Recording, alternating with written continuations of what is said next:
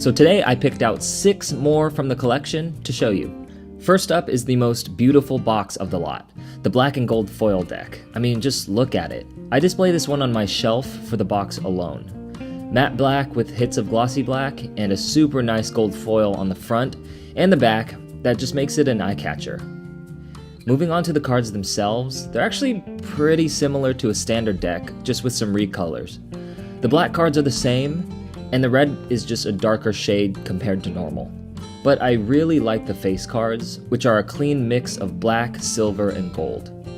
And the card backs match the box with that black and gold, although I really wish that Bicycle used gold foil on the back here too. This is a deck for people who prefer the look of Bicycle standard decks, just with a little bit of styling to set it apart. At number 2 is the Porcelain deck, modeled after those old porcelain plates your grandma probably has. The box is white with textured elements on the front and on the back.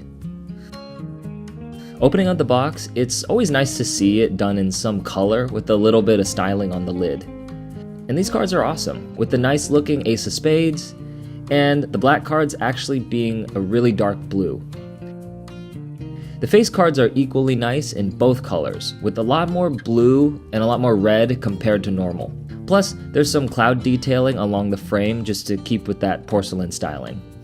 But the real standout for me are the backs. So, many Bicycle decks use a sort of border and symmetrical design, whereas these opt for a borderless art style with clean contrasting colors. However, for any of you with OCD, it may bother you that the card backs eventually will appear upside down as you play with the decks. Or you can just fix all of them every time like a psycho. Next, we move into some black decks or negative decks, which are very popular. Starting with number 3, the Brimstone deck, and I actually got this one at a magic shop. Nice coloring on the front with gold foil outlining the images. And taking a look at the cards, they're super clean with negative coloring against that gold and teal. Honestly, these should have been the black and gold foil deck cards. And taking a look at the face cards, the gold and teal coloring is incredible, and all of them feature skulls or zombies or witches. And the backs also reflect that Brimstone theme, with the same coloring and kind of medieval styling. But the cool part of this deck is that it also comes with a few trick cards.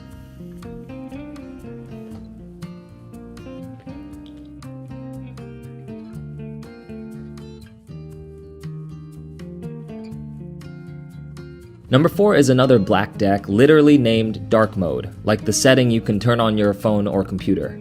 And that's reflected in the pixelated circuit board design of the box. The cards have a negative look with blue and lime green, and the ace of spades is super clean and sets the styling, again with that pixelated suits and calculator numeric font that's carried through the rest of the cards. The face cards are also cool with a two-tone look, and the middles of every card is a circuit board which also matches the card backs. Some black colored decks are more expensive or harder to find, like the Black Tiger deck from my first video or the previous Brimstone deck. But the good thing about this Dark Mode deck is it's just a general release and it costs like $4, so it's really a great entry into black decks. Next, we'll lighten things up with number 5, the Kentucky Bourbon deck. 808 proof is pretty funny. It's an awesome looking box done in a bronze reflective color that mimics a bottle of bourbon, including the red seal on top, which is a nice detail. Opening up the pack, we see the jokers and a cool fact card, and I really love when Bicycle includes these. There's an old Kentucky proverb, keep your friends close and your bourbon closer. Now you can do both with this deck. Kentucky produces over 2 million barrels of bourbon each year, and we built this deck to help your next card game go down as smooth as a bottle of your favorite bourbon.